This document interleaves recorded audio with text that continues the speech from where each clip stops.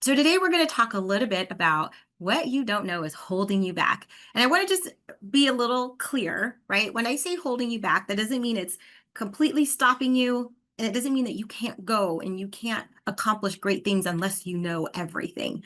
But it's more like maybe it takes you a little bit longer to get there. And maybe had you known a couple of things, you may have been, call it like your GPS. Like there's like six different paths, but maybe you found the one with the toll road to get there a little bit faster and avoid some, take them down the back streets, to get to where you need to be to avoid traffic or shortcuts. Not saying there's shortcuts to professional development. That is not what I'm saying. But I just wanted to be clear that that's what we're talking about. So our agenda, we're going to uncover knowledge gaps that could be slowing you down.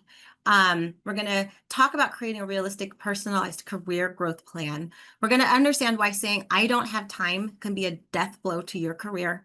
And understand that when we grow individually, the entire profession grows exponentially. So let's talk a little bit about wisdom versus knowledge. Wisdom is knowing that a tomato is a fruit. Knowledge is knowing a tomato is a fruit. Wisdom is not putting tomatoes in a fruit salad.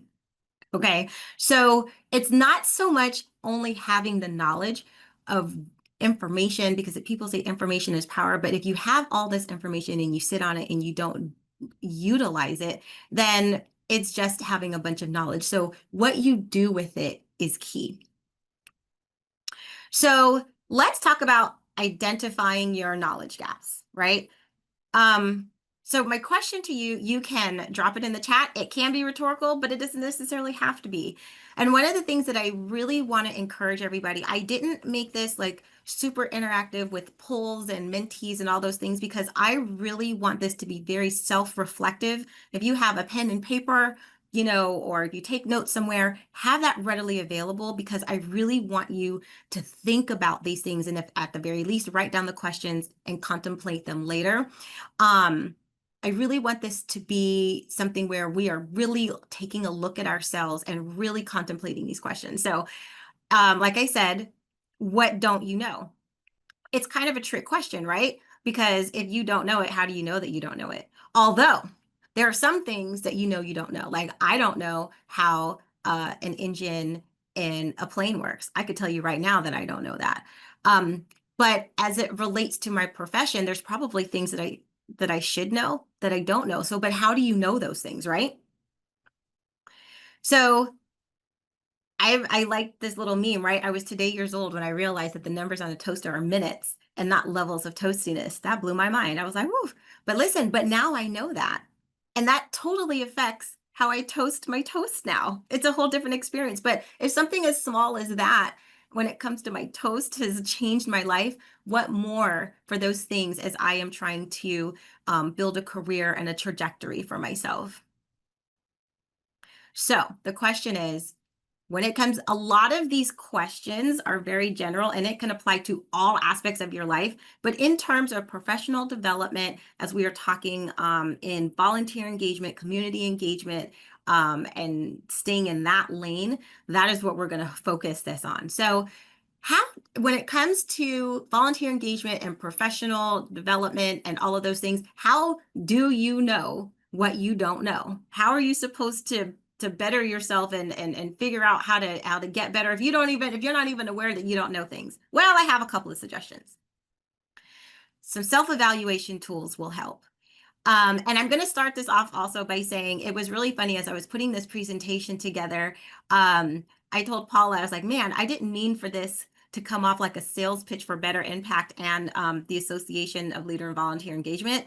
But we have so many tools, and I was just encouraged because the whole reason why we exist, which is to support leaders, volunteers in their everyday and in their professional growth, we have those tools. So I figured if we have them, I'm going to share them. These are not the only things that are out there, but I'm sharing things that I definitively know that we have. And so as you are doing Google search or different things like that, at the very least, you might even know like a topic to search on to help get more insight. So talking about some self-evaluation tools, Alive actually has an individual standards for volunteer engagement tool, and it's on our website, it's under our resources, and it literally goes down like all the aspects of a volunteer engagement program for you to think about. And it's a way for you to self-assess. Am I doing these things? Have I even thought about them? Alive has one. The CVA has one. They have a CVA self-assessment.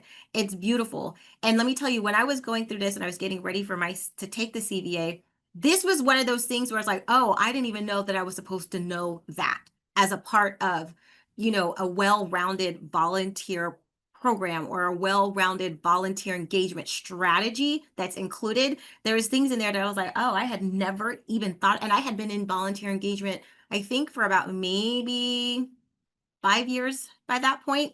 And there was stuff that was on that self-assessment tool that I had never even thought about. And then if it's more organizational wise, under Alive, we have our Service Enterprise program, which is basically what the CVA is to the individual, that accreditation. The Service Enterprise is accreditation for the organization on a whole. And they have a diagnostic tool that you can also use to help identify gaps and where things can be either improved, implemented, or if you're or confirmed and affirmed that you're doing well. So that's a really great place to help you start understanding what you may not know. So let's talk about personalized growth plan. I think having those tools are great because now that you've identified and you have an idea of like, oh, I had no idea, you can choose one place. I suggest choose one area and explore that. Take it and say, this is where I want to grow and learn more about this so that I can implement it into what I'm doing. So part of that is, where do you see yourself, right? And it's not necessarily like, where do you see yourself in 5 years? I mean, it could be, we could do that.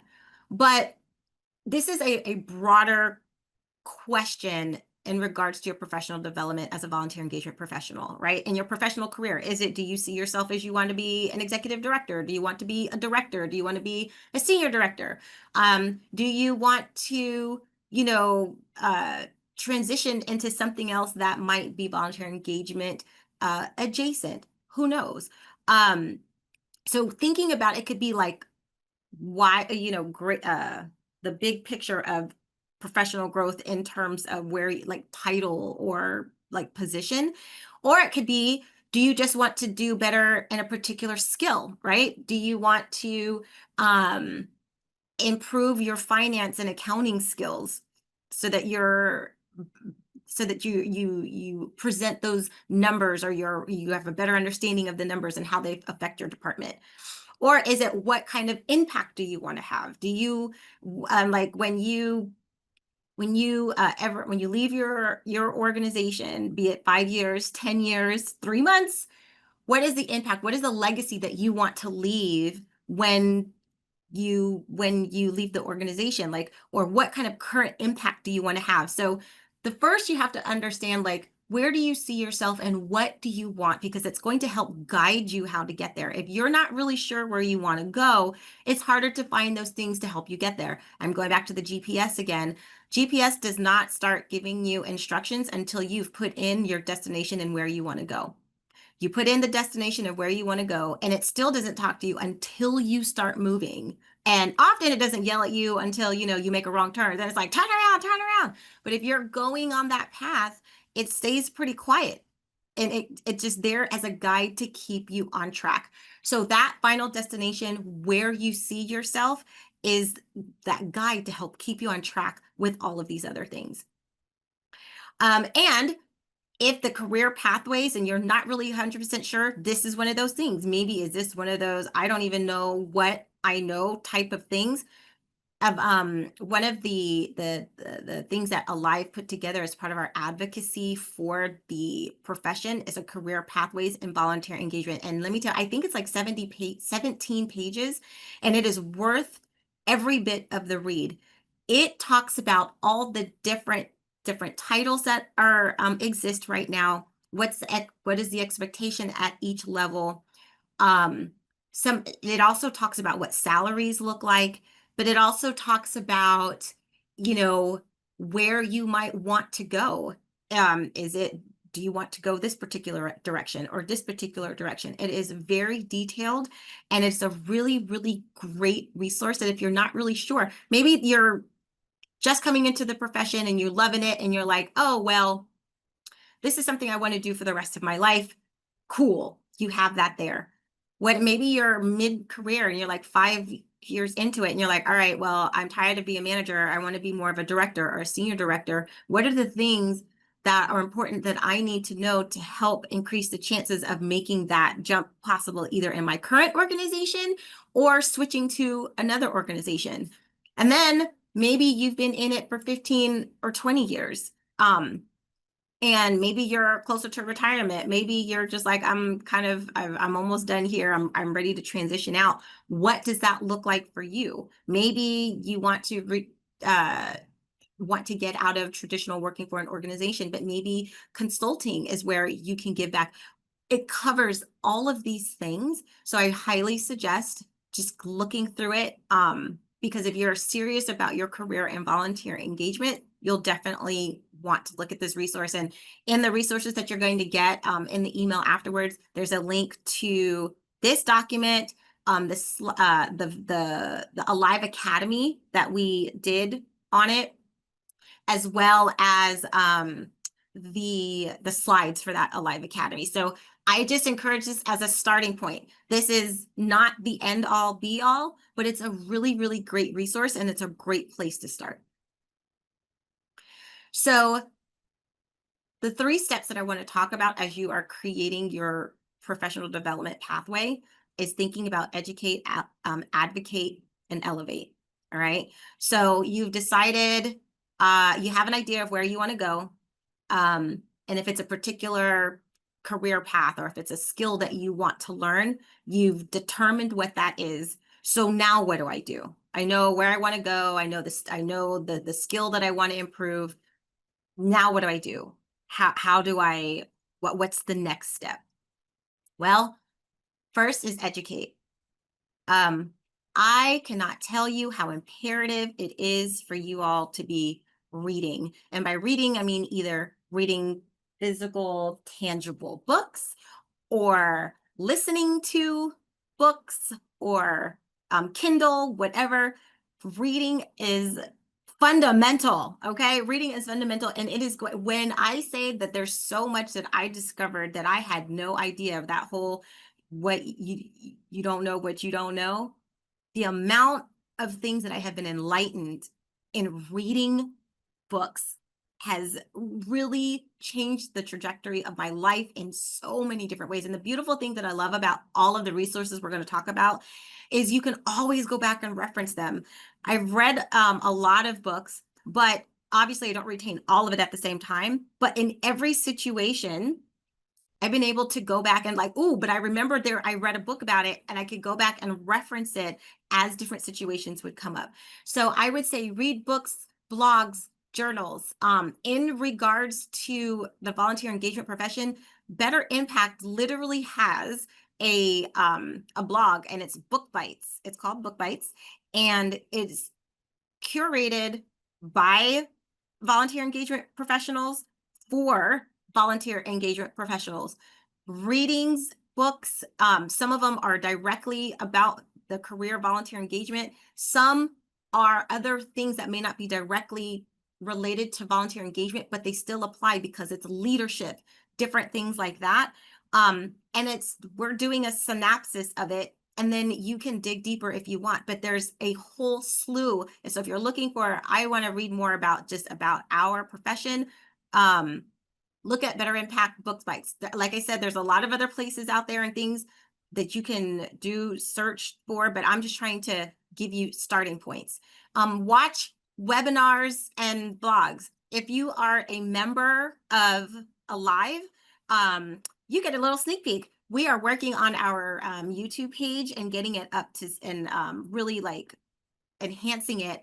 But if you're a member of Alive, every webinar that we've had for the past 3 or 4 years on literally any topic you can think about as it really relates to volunteer engagement, you have access Right now, we're not even done. There's 114 videos, and everything from recruitment to retention to working with volunteers with disabilities to, I mean, literally anything that you can think of, you can find something on it. Somebody has shared their time, giving shared resources.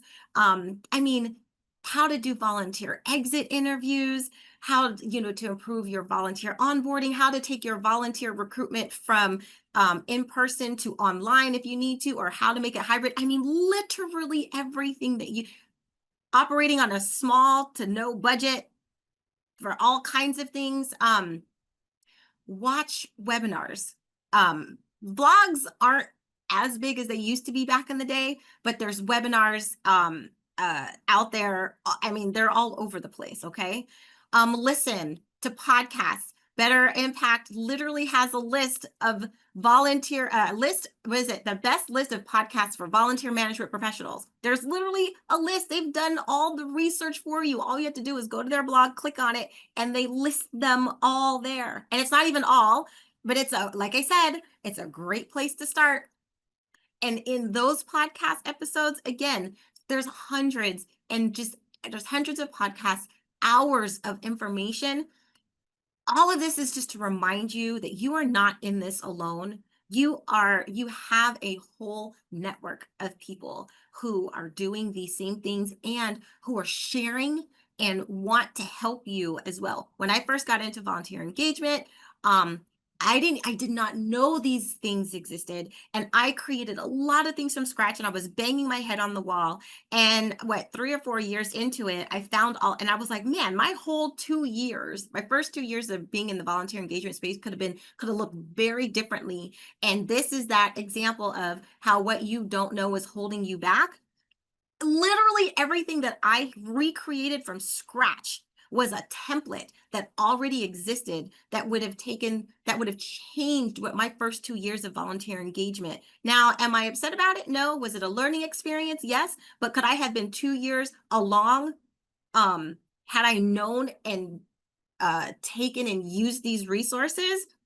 100%. I could have been much further along. I wouldn't have had to go through so much grief, and I would have had people there to help me through it. So, though this is the type of thing that I'm talking about, that what you don't know can hold you back. It's not like you can't move forward, but it definitely took me. It could have been like probably from a 2 month to a 2 year to a 1 quarter thing with everything that I had to do from scratch. Um, Additionally, networking. I cannot tell you enough about networking. If you are a member of Alive, we have COPs for just about everything, for healthcare, arts and culture, I think local government, just all different, where you can talk to other volunteer engagement professionals who are in the same field that you are in. And if there's one that there's healthcare. And if there's a field that you are involved in that you don't see, you can talk to the COP leaders to see if it's one that you can start and have those conversations, networking with people, learning from each other. There's LinkedIn groups, there's Facebook groups. Alive has if you're a member of Alive, we have a community forum there. But I mean, there are a plethora of groups that you can connect and learn from across the board. So these are the four main things: read, watch, listen, network. And on a, if not I'm not gonna say on a daily basis, because that's probably a lot. Even if you just take one, even still, maybe a weekly basis or some cadence, no less than once a month, something that you are continuing to discover, because the more you do any of these things, the more things are going to be revealed to you. It's either going to affirm, confirm, or reveal things to you. Now, the other part of educating is educating, like we said, we went through all those things, reading the books and the blogs and everything on volunteer engagement, right? But don't only limit yourself to what we're doing in this profession. Think about and research things that are profession adjacent. So community engagement, CSR, human resources, data analysis, program management, training and development. Why? Because a lot of those things are very similar to what we do in our in as leaders of volunteer engagement. It could even be that those are very well professions that you could, maybe if you get to a particular point in your career and you want to transition, and what is something that has transferable skills, all of these right here are transferable skills that are positions that you could go into. So start now. Not only is it helping to, you are learning from what other people are doing outside of the profession and bring it into our profession, which strengthens our profession, right? Because it's similar. And then even more so, go to things that are literally, I would say, profession related, but opposite of ours, right? Go and sit in a marketing webinar, not marketing for volunteer engagement, marketing, just a general marketing webinar. Are we doing things similar? Are there tools that they're using, things that we have never, didn't even know it existed? Now you can bring them over into the profession. You can bring them into your space. Thinking of sitting in on fundraising webinars, right? Getting an understanding, even if it's at the point where, because maybe you're trying to develop a relationship with your development department and you don't know how they think, sitting on a webinar and it'll be like, oh, okay. Huh. The more you know and understand, the more you are equipped to move differently, have conversations differently. So I encourage you to think about those things right now. Again, you don't have to do all of it at the same time, but I suggest that not only are you learning from people who are in our profession, but learn from people who are outside of our profession, because that is what helps us to grow stronger. So then the next, after you've educated yourself and you've worked that, and education is ongoing. So don't think like, oh, I educated myself, I'm good, I'm ready to go. It's a continual process. But advocate not only for your volunteers, but for yourself as you are learning these things, right? Upskill. There's the CVA. There's the there's a volunteer management certification that I know Karina Sadler teaches that certification class. There's the certified fundraising. It's the CFRE, certified fundraising executive. There's also SHRM, like the Society for Human Resources Managers or Management or something like that. Think about those other things, like where can you upskill? What can you do? Because in those places, you are going to discover things that you had no idea. It's going to either, like I said, confirm, affirm, or it's going to reveal things to you that you had no idea. And you're like, I literally had no idea. And there's nothing wrong with not knowing, but once you know, it just helps elevate you and springboards you forward. And then slowly implement what you have learned into your daily work and then report out. That's the other thing that I want to, and we can talk about, like, if somebody has questions about it, right? Because like you've done all this stuff, you've read all these things, but, and especially like people will go to conferences and they learn all this stuff and it's like, oh, how am I going to implement it all? Choose one thing and implement it slowly. You don't have to do all of this overnight. Everything is baby steps. But the example that I like to use is, if you move forward and think about implementing something on a daily basis or a weekly basis. I like to use daily just for this example. So for instance, like if you decide you're going to read a book and you're like, I'm going to read 1 page a day, right? Maybe by the end of the month, you are, depending on the book, you might be either halfway through it, you might be through the chapter, whatever the case is. But the example that I like to use is, even if, like, if you're standing at your front door and your goal is to get to the mailbox, and every day for 1 day, you're going to take 1 step forward. So at the end of the year, you have taken 365 steps. That may and may not get you to your mailbox, especially if you're in the country, in Texas. That may not even get you to the end of your driveway, but that's a whole other conversation. My point is, the fact is, when you turn around, you're not back where you started. And you just keep taking baby steps to make these things happen. I think oftentimes people think, I have to do this big thing and turn things around. Maybe it's a new policy that you want to do. Work on one paragraph of the policy a day, one paragraph of the policy a month. Whatever it is, just making sure that you are moving forward at a cadence so that by the end of the year, you are further along than you were. If that gets you to finishing whatever that is, great. If you're not finished, you're still not at the beginning and you are seeing your forward movement. And that is what we're looking for. So I say to advocate for your volunteers and for yourself, put what you're doing out there, because when other people start to see things working, they're going to recognize it. And all that does is set you up for greater success. So if there are things that you can put in your annual review, like your personal annual review, do that. If you do an annual report for your volunteer program, do that. If you have a staff newsletter, whatever that small improvement or changes, put it in the staff newsletter. And you want to know why? Because sometimes things that you report to your boss don't go up, or they might go up, but they stay there. They don't they don't, maybe they go one layer forward, but the CEO may not hear about it. If it's a staff newsletter, everybody gets the staff newsletter. You can't hide the success if it's in the staff newsletter. Nobody can say, oh, and you're not going over people's heads, so they can't feel funny about it, right? So it's like we're informing of impact that we've had, and we've made this adjustment, and this is the impact that it had.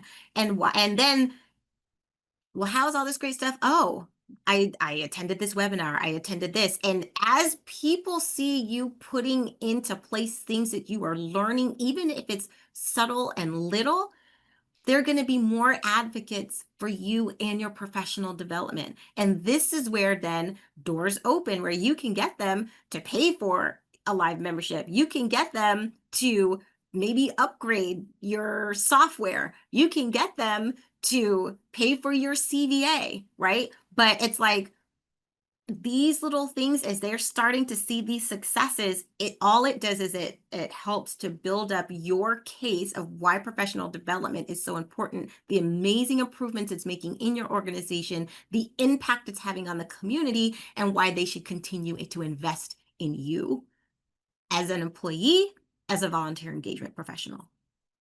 And then some other things, like if you have a volunteer newsletter, keep them informed, the board newsletter, social media. Put your successes on social media as well, because now not only people within your organization, but people outside of your organization are seeing the results that you are having. And a lot of people are like, well, I don't like to be on social media in general, which I understand. Think of, for me personally, like I spend 90% of my time on LinkedIn. I really don't do much on Facebook and Instagram. I just don't have that kind of time. But to me, LinkedIn is a part of my professional development strategy, not just so much counting my wins and I want everybody to know who I am and what I'm doing, but it is showing and creating a track record of successes that are not only happening within my organization, but outside of my organization. And it has prompted conversations. It's prompted networking opportunities that I would have never had. So just before you think about like, oh, I just don't want to do social media with purpose and with strategy, especially in particular on LinkedIn. I can speak to that, but like if you spend most of your time on Facebook, same thing, it's the same thing wherever you decide to use that time. Don't look at it as a nuisance or I just, it's just such a waste of time. Look at it as a part of your overall strategy as the professional development for where you want to go. Okay, so then elevate. It is phenomenal what I have learned and what I have found out that I didn't know, which is odd, sharing what I do know.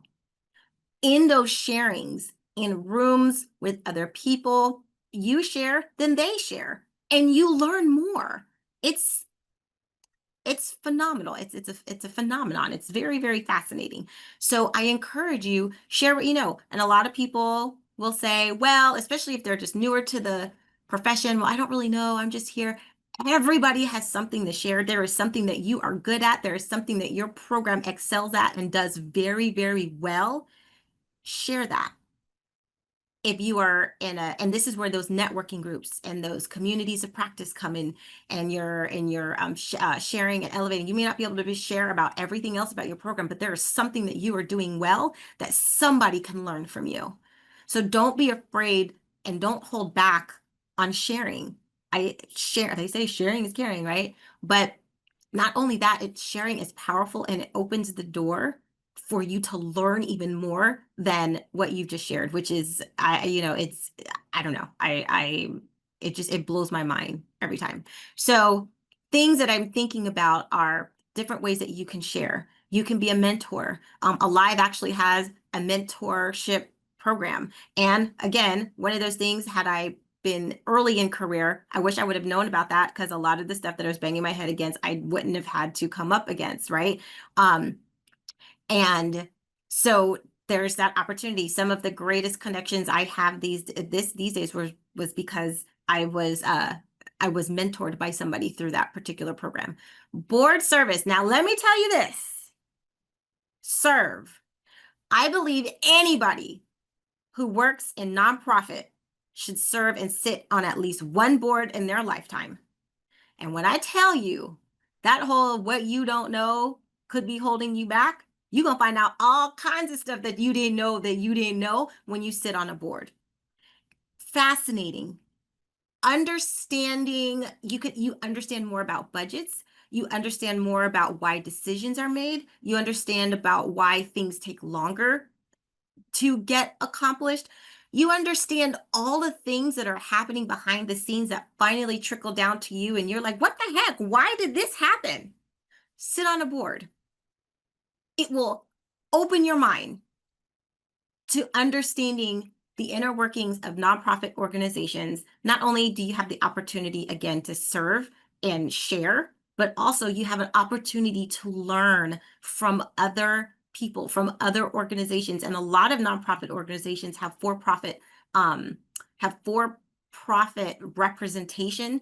That'll blow your mind if you've never worked for-profit or have heard from like for-profit executives or senior leadership, and listening to how they do things differently. Now, I'm not saying everything they do is great, but you can glean a lot, and it's things that you can implement, and it will help you to understand and curate your conversations in such a way that it's not necessarily what in regards to the content of the information that you are sharing, but maybe it's the how you are sharing it. Maybe it's the when you are sharing it. Maybe, who knows? But my eyes were completely open when I served on a board. And I served on like I think three or four different boards now. And one was a working board. I had the opportunity to be on the board of Alive. That's a working board. You learn a whole bunch of different things when you're on a working board. And then there's a governance board. And you learn different things there. I'm not saying you have to sit on all kinds of boards, but I say if you want to, and no matter what stage of your career that you are in, sit on a board, serve on a board for for one term. I don't know. Sometimes that's like a year. Sometimes, it's 3 years, whatever. Sit on a board. It will open your eyes to the work that you were doing, and it will give you new perspective and change how you're looking at things to help you, again, navigate your profession and your volunteer strategy differently. You can teach or train. I know a lot of people, as they are they're further along in their career. Maybe they're like 10, 15 years in, and they're like, I don't want to necessarily work for a nonprofit anymore, or I don't want to do these things. I know plenty of people who have become adjunct professors where they are now helping to strengthen and bring up the next generation of volunteer engagement managers. And it's basically a part-time thing. Or they will do trainings here and there. And it's a way to stay connected to the network without necessarily having to be attached to the 9 to 5 and the grind. But also, like sometimes if you're ready to retire, you're just ready to retire, you're just ready to go. But I also think that you to consider, because there's a lot of volunteer engagement, professional, institutional knowledge that people like me, people who are coming up under me, we can learn. And that is how we continue to grow our profession, to get it to where it needs to be, to elevate it to where people look at us when we say we are volunteer engagement professionals, that it is respected, and it's not like, oh, that's so sweet, you work for free, you're such a great person, or you do what now, right? As we band together to help each other out and share and pass that information down, we are continually strengthening profession generationally. We're already further along than we were 10 years before, and we can continue that projection as we move forward, as we continue to share the learnings that we have and learn from those who are coming up from us, because there's tools and things that exist now that don't exist today and that didn't exist in the future, that are changing the way the world works, and we can work together to learn from those things. Evaluate.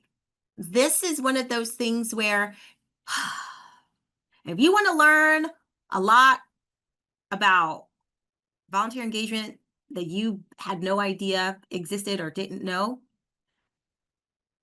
raise your hand to volunteer to help evaluate any type of awards or accreditation. So right now, and again, this is what I mean. I did not mean for this to be like a whole sales piece for Alive, but our Alive Impact Awards are now open. So if you know a leader of volunteer engagement, every last one of you should nominate yourself as a part of professional development. Nominate yourself as well as one other person in the field who is doing the work, because we need to get the word out. And not everybody always knows what you do. And this is the perfect opportunity to let the world know what you're doing. But I say that to say, as a judge for the Impact Awards, you are reviewing people, right? And you are reviewing people because since they're looking for an award, people are bringing their best. It's the best of the best. They're putting their best foot forward. And you learn the amazing ways that people do things in our profession. You learn about new tools, you learn about new software, you learn about new ways to have conversations, different, I mean, and it's the best of the best from all different industries. So you are getting exposed to so much greatness. At the end of the day, we're going by the professional standards of volunteer engagement and what that is. So, across the board, that's going to be the same. But think of it as hamburger joints, right? There are a gazillion. You got McDonald's, you got Wendy's, you got In-N-Out, you got Whataburger, you got Five Guys. They're all serving burgers, right? It's all volunteer engagement. But look at how they're doing it differently and how you can learn. If you go and eat a burger at one and eat a burger at another, it's all burgers, but they're doing it different, and you can learn something from each one. So it's the same thing. You have that opportunity to see what other people are doing in the field and learning things that you had no idea that existed or were even a possibility. So raise your hand. We are currently looking for judges. Again, this was not necessarily a sales piece, but it is what it is. Here we are. So if it's something that you want to do, the Impact Awards is looking for judges, and nominations are open. And I hope everybody takes a silent pledge to at least nominate one person, somebody other than themselves, or nominate yourself. I think if you've been in the profession for at least 3 years, the information will be in the resources.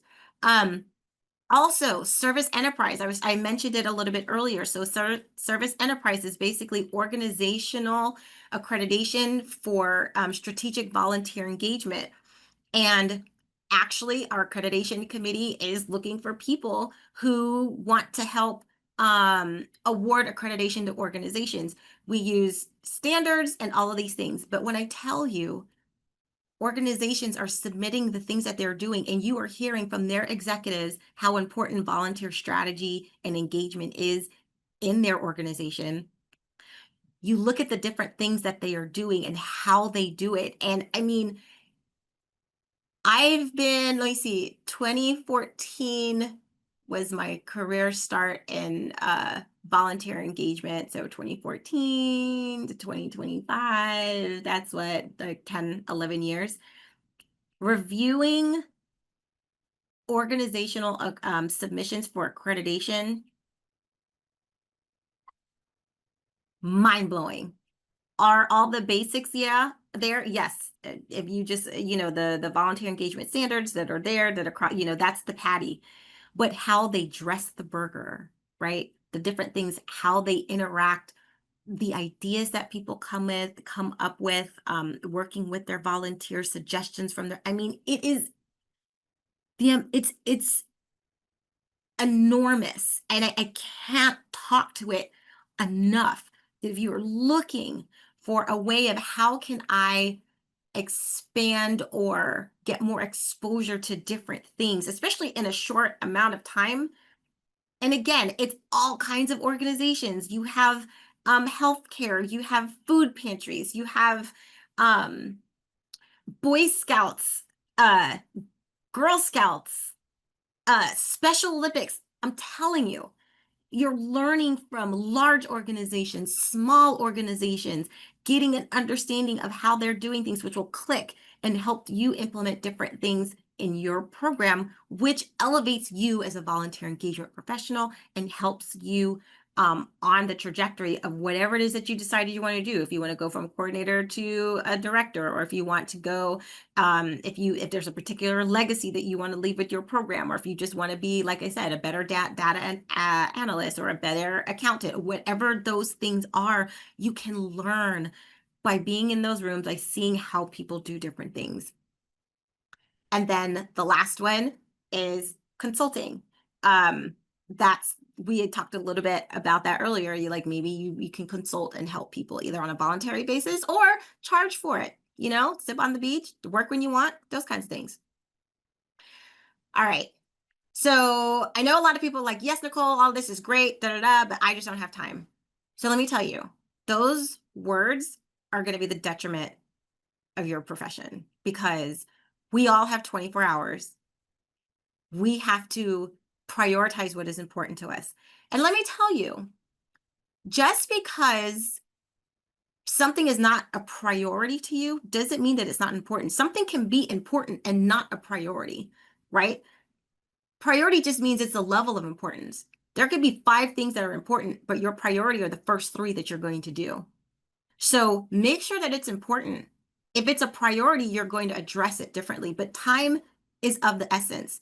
So I implore you, you have to carve out time to make it happen. None of this is easy. I'm going to tell you that right now. None of this is easy. Don't expect it to be easy.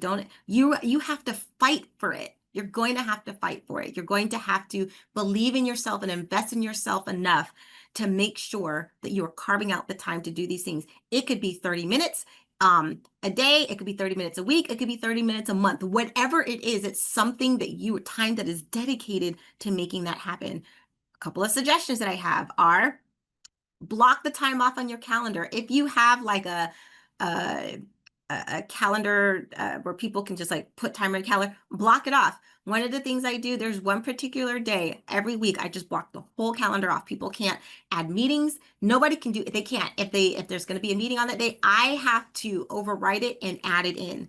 I purposely block it so that I am not available on those times to be able to get what I need done. So I create that. And people are like, oh, I'm sorry. And I'm like, okay, well, and if it gives me the opportunity that if it's super, super important and it will enhance what I need to get done, I can make that adjustment. Wake up earlier. You might already wake up early. That may not be an option for you. Or perhaps, sorry, wake up earlier or stay up later, right? When I was a single mom, my big thing was I would do everything after I put her to bed. We would do homework and cook and blah, blah, blah, blah, and I'd put her to bed and I'm like, okay, I have to spend 30 minutes to do whatever. So that was some of the stuff that I would do. Take advantage of your lunch breaks. Use your lunch breaks differently. Maybe that's the time, instead of chatting with somebody every lunch break. Maybe one of them is specifically for eating and reading or catching up on a webinar. Definitely listen, watch, and read something in place of a favorite TV show. If you're limited on time, adjust how you're spending your time, just like you're spending currency. Maybe if you're going to binge watch something and there's 6 episodes, watch first 5 and then keep one of those episode times for you and read or write down goals or whatever that might look like. Maybe you can do it while you're working out, while you're cooking, while you're driving, especially if you do like podcasts and audiobooks, right? Do them while you're driving. And if you just still can't figure out how to figure out the time, get a time management book, blog, and webinar to help give you tips and tricks on how to create that time. But the thing is, you have to want to do it. You have to want to do it. And your professional development is up to you. You and nobody else can care more about your professional development than you. So if you are carving out that time, funny enough, when you carve it out, people will help you. You train people how to treat you, right? So for instance, I used to when I worked in an office, I would always, whenever we ordered out or whatever, I would always order a salad. Not just because, I mean, yes, I was trying to be healthy, but I can't eat heavy in the middle of the day because it just put me to sleep and it's just like a whole situation. So the funny thing is, when people were be ordering and they're just taking orders for everybody just knew just to get me a salad.